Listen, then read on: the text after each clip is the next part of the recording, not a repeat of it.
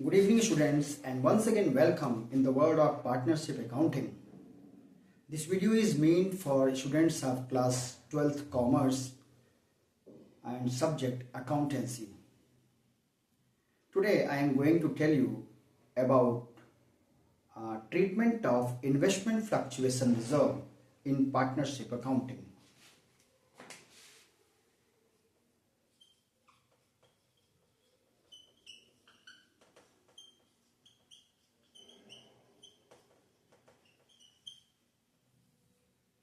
Investment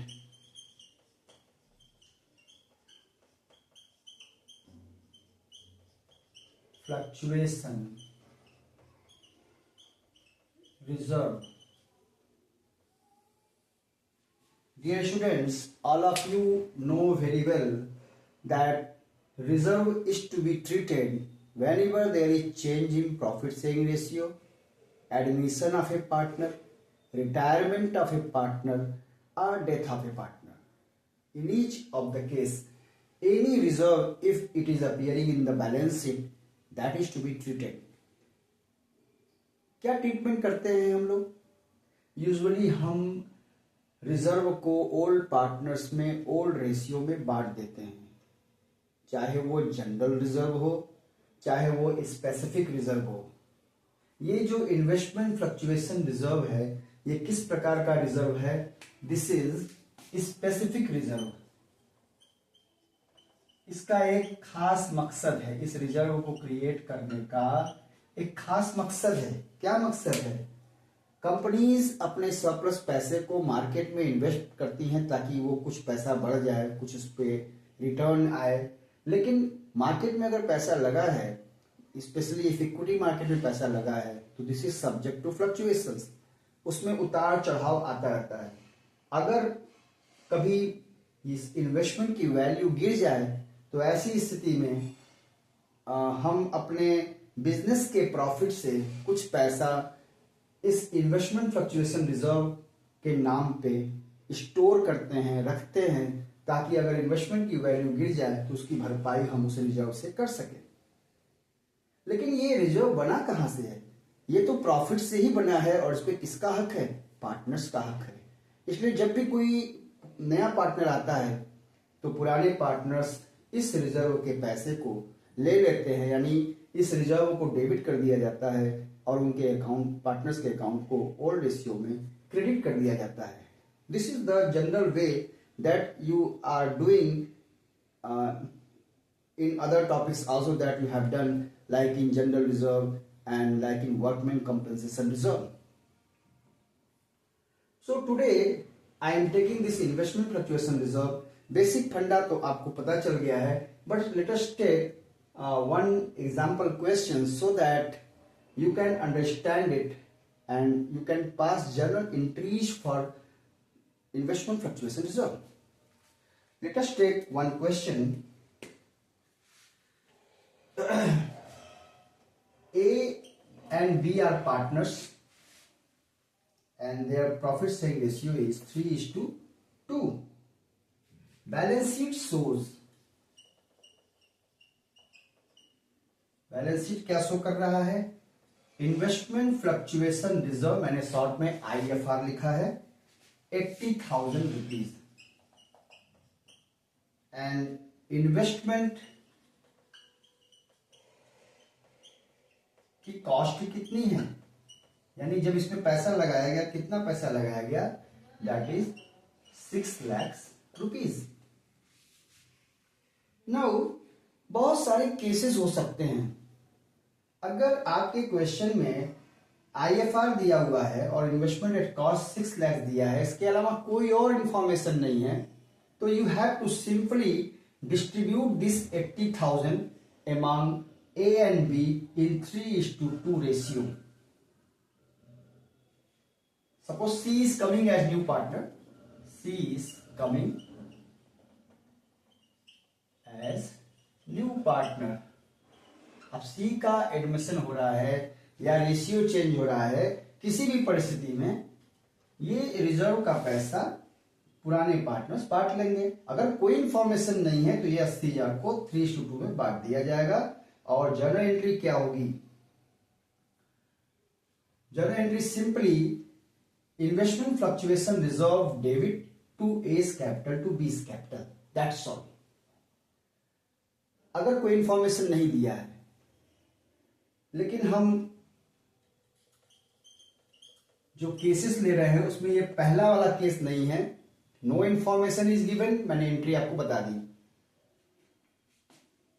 cases, case one, पहला case क्या दिया हुआ है?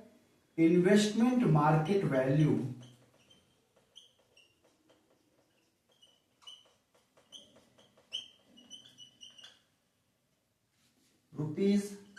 ₹6 लाख। दूसरा केस क्या है? इन्वेस्टमेंट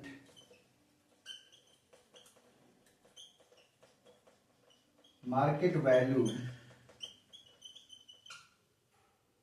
₹6,50,000।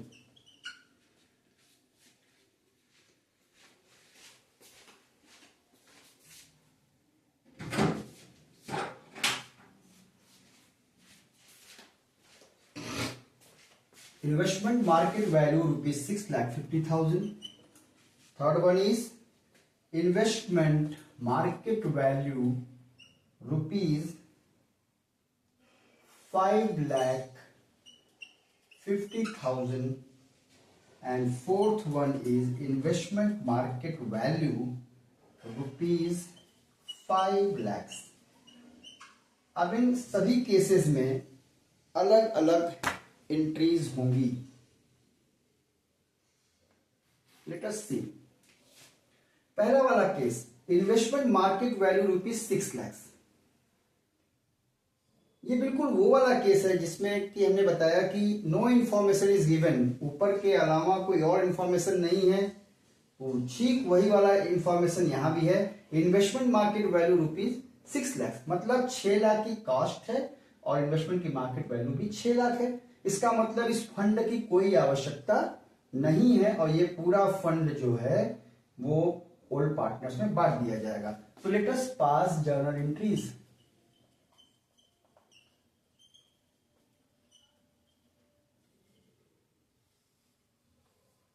पहले वाले केस की जर्नल एंट्री क्या होगी? इन्वेस्टमेंट की मार्केट वैल्यू में कोई गिरावट नहीं आई है। 6 लाख कॉस्ट है, 6 लाख रुपए उसकी मार्केट वैल्यू है, इसलिए ये पूरा 80,000 ए और बी में बांट दिया जाएगा।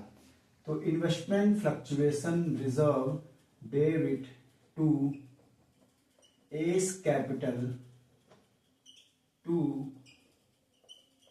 बीस कैपिटल में बांट दिया जाएगा। रेशियो क्या है? 3:2, यानी 80,000 का 3/5, 2/5, 5 16 80, यानी 48,000 और 32,000।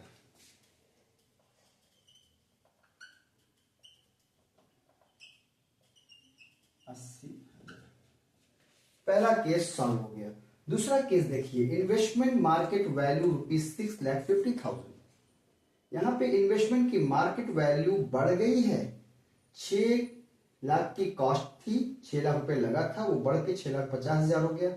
इसका मतलब ये इन्वेस्टमेंट फ्लक्चुएशन रिजर्व जो है ये अब भी फ्री है, इस पैसे का कोई इस्तेमाल नहीं है। इसलिए दूसरे वाले केस में, सेकंड केस में 2 एंट्री होंगी।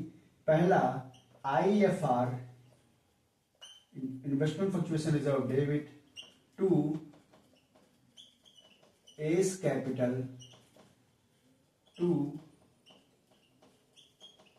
बीस कैपिटल, ये 80,000 तो बिल्कुल उसी तरह बांटा जाएगा जैसे कि ऊपर बांटा गया। अब यहाँ पे देखने वाली बात यह है कि इन्वेस्टमेंट की मार्केट वैल्यू 6 लाख से बढ़ के 6,50,000 हो गई, यानी 50,000 का मुनाफा हो रहा है। इसलिए एक दूसरी एंट्री भी हम करेंगे जिसमें हम दिखाएंगे, यानी रिवैल्यूएशन की एंट्री हम कर रहे हैं। इन्वेस्टमेंट की वैल्यू बढ़ रही है, इन्वेस्टमेंट असेट होता है, इसका नेचर डेबिट होता है। अगर ये बढ़ रहा है तो हमें डेबिट करना पड़ेगा। इन्वेस्टमेंट डेबिट टू रिवैल्यूएशन,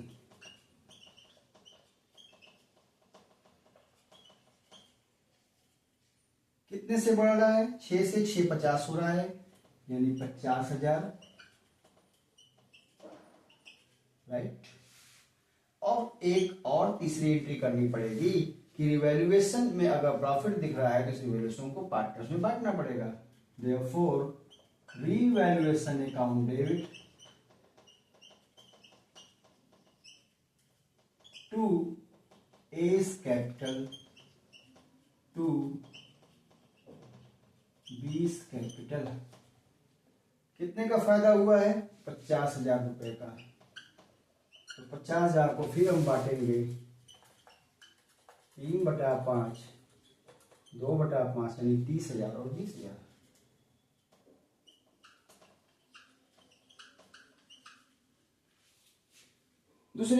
दूसरा केस सॉल्व हो गया। तीसरा केस क्या है? Investments market value ₹5,50,000। इन्वेस्टमेंट की मार्केट वैल्यू 6 लाख से घट के 5,50,000 हो गई, यानी 50,000 का नुकसान हो रहा है। तो निश्चित रूप से इस 50,000 की भरपाई हम इस इन्वेस्टमेंट फ्लक्चुएशन रिजर्व से करेंगे। तो तीसरे वाले केस में हमारी इंक्रीज क्या होगी? इन्वेस्टमेंट फ्लक्चुएशन रिजर्व तो हम डेबिट करेंगे ही करेंगे। कितना है? 80,000 टू प्रोविजन फॉर इन्वेस्टमेंट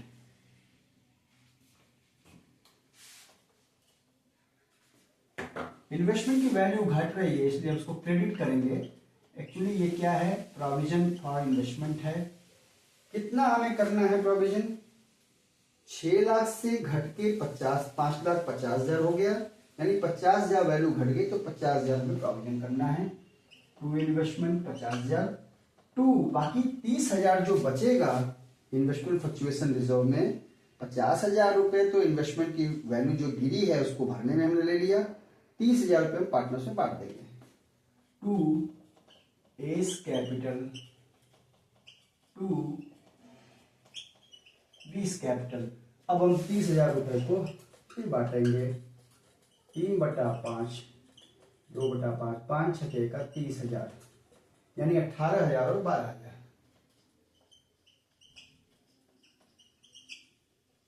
और ये तीसरा केस भी हमने जर्नल एंट्री कर दिया। अब आती है बात चौथे केस की।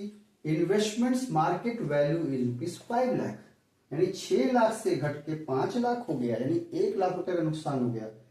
अब 1 लाख रुपए तो हमारे पास इस फंड में है भी नहीं, यहां तो मात्र 80,000 रुपए है। तो इसके लिए चौथा केस मैं यहां पे कर देता हूं, जर्नल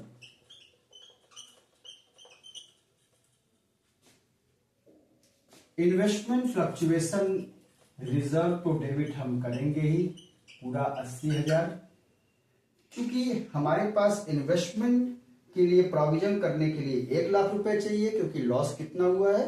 1 लाख रुपए का, इसलिए बाकी का 20,000 हम रिवैल्यूएशन अकाउंट में डाल देंगे।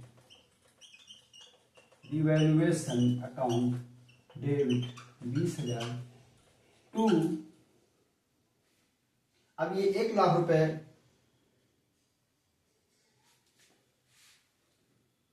फंड से लेंगे 80,000 और रिवैल्यूएशन से लेंगे 20,000 टू इन्वेस्टमेंट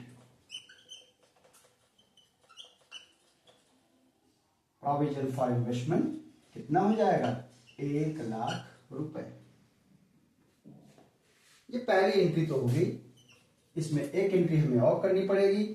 ये जो हमने 20,000 रिवैल्यूएशन अकाउंट में डाला है ये लॉस है। अब इस लॉस को हम पुराने पार्टनर्स ए और बी को डेबिट करके समाप्त करेंगे। तो A's capital debit 20 capital debit to revaluation. इस तरह से ये रिवैल्यूएशन अकाउंट बंद भी हो जाएगा। तो ये कितना है? 20,000। इस 20,000 को फिर हम बांटेंगे 3/5, 2/5, 5 चौका 20,000, यानी 12,000 और 8,000 रुपए। तो 12,000 का लॉस ए बियर करेगा और 8,000 का बी बियर करेगा। तो this is how we will solve the cases of investment fluctuation reserve. अब ये चाहे problem change in profit sharing ratio के समय आ जाए, ये इंफॉर्मेशन आपको दिया है, चाहे एडमिशन के समय आ जाए, चाहे रिटायरमेंट के समय आ जाए, चाहे डेथ के समय आ जाए, आपको बिल्कुल इसी तरह से उसका ट्रीटमेंट करना है। सो आई होप कि आपको इन्वेस्टमेंट फ्लक्चुएशन रिजर्व का ट्रीटमेंट अच्छे से समझ में आ गया होगा। और if you are not satisfied, please write in the comment section. If you have any problem, please discuss, please give your comments, and please do not forget to like my videos and share with your friends. If you are first time on my channel, then please do not forget to subscribe it and give your likes. Thank you.